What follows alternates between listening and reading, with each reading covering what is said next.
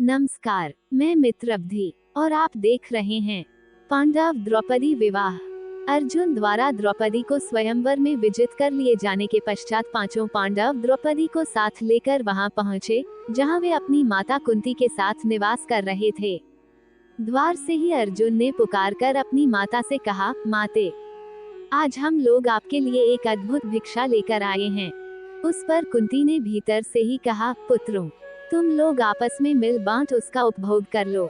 बाद में ये ज्ञात होने पर कि भिक्षा वधू के रूप में है, कुंती को अत्यंत पश्चाताप हुआ, किंतु माता के वचनों को सत्य सिद्ध करने के लिए द्रौपदी ने पांचों पांडवों को पति के रूप में स्वीकार कर लिया। पांडवों के द्रौपदी को साथ लेकर अपने निवास पर पहुंचने के कुछ काल पश्चात उनके पीछे पीछे कृष्ण भी वहां पर आ पहुंचे। कृष्ण ने अपनी बुआ कुंती के चरण स्पर्श करके आशीर्वाद प्राप्त किया और सभी पांडवों से गले मिले। औपचारिकताएं पूर्ण होने के पश्चात युधिष्ठिर ने कृष्ण से पूछा, हे द्वारिकाधीश, आपने हमारे इस अज्ञातवास में हमें पहचान कैसे लिया? कृष्ण ने उत्तर दिया, भीम और अर्जुन के पराक्रम को देखने के पश्चात भला मैं आप लोगों को कैसे न पहचानता। सभी से भेंट मुलाकात करके कृष्ण वहां से अपनी नगरी द्वारका चले गए। द्रौपदी के स्वयंवर के समय दुर्योधन के साथ ही साथ द्रुपद, धृष्टद्युम्न एवं अनेक अन्य लोगों को संदेह हो गया था कि वे ब्राह्मण पांडव ही हैं। उनकी परीक्षा करने के लिए द्रुपद ने धृष्टद्युम्न को भेजकर उन्हें अपने राजप्रासाद में बुलवा लिया।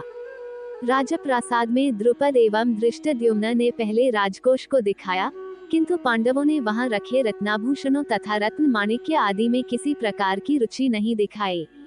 किंतु जब वे शस्त्रागार में गए तो वहां रखे अस्त्र शस्त्रों में उन सभी ने बहुत अधिक रुचि प्रदर्शित की और अपनी पसंद के शस्त्रों को अपने पास रख लिया।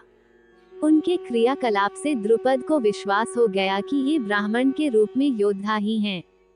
द्रुपद ने युधिष्ठिर से पूछा, हे आर्य, आपके पराक्रम को देखकर मुझे विश्वास हो गया है कि आप लोग ब्राह्मण नहीं हैं। कृपा करके आप अपना सही परिचय दीजिए। उनके वचनों को सुनकर युधिष्ठिर ने कहा, राजन, आपका कथन अक्षरशः सत्य है। हम पांडु पुत्र पांडव हैं। मैं युधिष्ठिर हूँ और ये मेरे भाई भीम, अर्जुन, नकुल एवं सहदेव हैं। हमारी माता कुंती आपकी पुत्री द्रौपदी के साथ आपके महल में हैं। युधिष्ठिर की बात सुनकर द्रुपद अत्यंत प्रसन्न हुए और बोले, आज भगवान ने मेरी सुन ली। मैं चाहता था कि मेरी पुत्री का विवाह पांडु के पराक्रमी पुत्र अर्जुन के साथ ही हो। मैं आज ही अर्जुन और द्रौपदी के विधिवत विवाह का प्रबंध करता हूँ।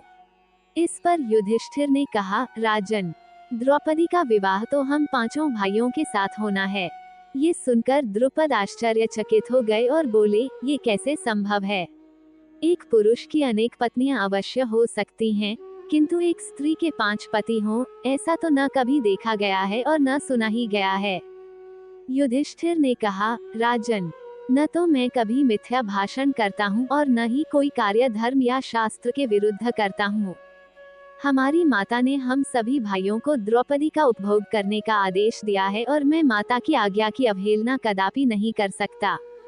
इसी समय वहां पर वेदव्यास पधारे और उन्होंने द्रुपद को द्रौपदी के पूर्वजन्म में तपस्या से प्रसन्न होकर शंकर भगवान के द्वारा 5 पराक्रमी पति प्राप्त करने के वर देने की बात बताई।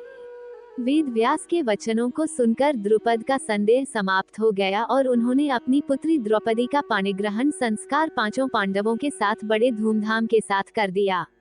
इस विवाह में विशेष बात ये हुई कि देवर्षि नारद ने स्वयं पधारकर द्रौपदी को प्रतिदिन कन्यारूप हो जाने का आशीर्वाद दिया। पांडवों के जीवित होने तथा द्रौपदी के साथ विवाह होने की बात तेजी से सभी ओर फैल गई। हस्तिनापुर में इस समाचार के मिलने पर दुर्योधन और उसके सहयोगियों के दुख का पारावार न रहा। द्रौपदी के स्वयंवर से पहले विदुर को छोड़कर सभी पांडवों को मृत समझने लगे थे। इस कारण धृतराष्ट्र ने शकुनी के कहने पर दुर्योधन को युवराज बना दिया। द्रौपदी स्वयंवर के तत्पश्चात दुर्योधन आदि को पांडवों के जीवित होने का पता चला। बाद में हस्तिनापुर वापस लौटकर पांडवों ने कौरवों से अपना राज्य मांगा, परंतु गृहयुद्ध के संकट से बचने के लिए युधिष्ठिर ने कौरवों द्वारा दिए खंडहर स्वरूप खांडव वन को आधे राज्य के रूप में स्वीकार कर लिया। पांडवों की पांचाल राजा द्रुपद की पुत्री द्रौपदी से विवाह के उपरांत घनिष्ठ मित्रता हो गई, जिससे वे अब काफी शक्तिशाली हो गए थे। तब हस्तिनापुर के महाराज धृतराष्ट्र ने उन्हें राज्य में बुलाया।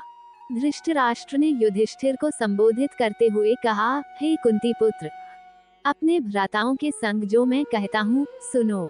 तुम खांडवप्रस्थ के वन को हटाकर अपने लिए एक शहर का निर्माण करो, जिससे कि तुम में और मेरे पुत्रों में कोई अंतर ना रहे। यदि तुम अपने स्थान में रहोगे तो तुमको कोई भी क्षति नहीं पहुंचा पाएगा। पार्थ द्वारा रक्षित तुम खांडवप्रस्थ में निवास करो और आधा राज्य भोगो।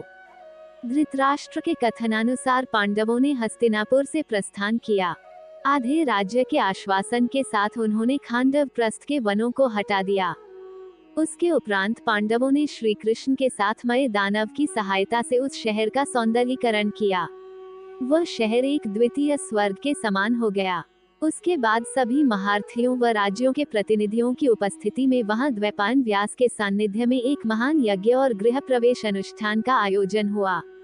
उसके बाद सागर जैसी चौड़ी खाई से घिरा, स्वर्ग गगनचुंबी चहारदीवारी से घिरा व चंद्रमा या सूखे मेघों जैसा श्वेत वह नगर नागों की राजधानी भोगवती नगर जैसा लगने लगा। पांडवों द्वारा स्थापित इस सुंदर नगर में अनगिनत प्रासाद तथा असंख्य द्वार थे। प्रत्येक द्वार गरुड़ के विशाल फैले पंखों की तरह खुले थे। इस शहर की रक्षा हेतु दीवार में मंदराचल पर्वत जैसे विशाल द्वार थे। शस्त्रों से सुसज्जित इस सुरक्षित नगरी को दुश्मनों का एक बाण भी खरौंच तक नहीं सकता था। उसकी दीवारों पर तोपें और शतघ्नियां रखी थीं, जैसे दुमुनी सांप होते हैं। बुर्जियों पर सशस्त्र सेना के सैनिक लगे थे। उन दीवारों पर वृहत लौह चक्र भी लगे थे। यहाँ की सड़कें चौड़ी और साफ थीं। उन पर दुर्घटना का कोई भय नहीं था। भव्य महलों, अट्टालिकाओं और प्रासादों से सुसज्जित यह नगरी इंद्र की अमरावती से मुकाबला करती थी। इस कारण ही इसे इंद्रप्रस्थ नाम दिया गया। इस शहर के सर्वश्रेष्ठ भाग में पांडवों का महल स्थित था। इसमें कुबेर के समान खजाना और भंडार थे। इतने वैभव से परिपूर्ण इसको देखकर दामिनी के समान आंखें चौधिया जाती थीं। भीष्म पितामह और धृतराष्ट्र के अपने प्रति दर्शित नैतिक व्यवहार के परिणाम स्वरूप पांडवों ने खांडवप्रस्थ को इंद्रप्रस्थ में परिवर्तित कर दिया। पांडु पुत्र अर्जुन ने श्री कृष्ण के साथ खांडव वन को जला दिया और इंद्र के द्वारा की हुई वृष्टि का अपने बाणों के बांध से निवारण करते हुए अग्नि को तृप्त किया।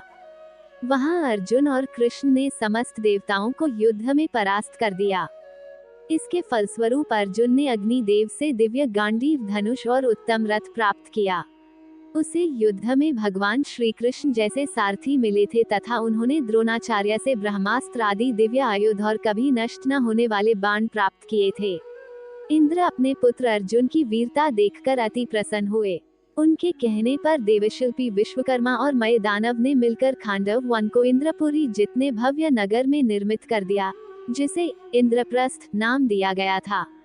आपको कहानी कैसी लगी? लाइक, शेयर, कमेंट और हाँ, सब्सक्राइब अवश्य करें। आपका दिन शुभ हो। Thanks for watching.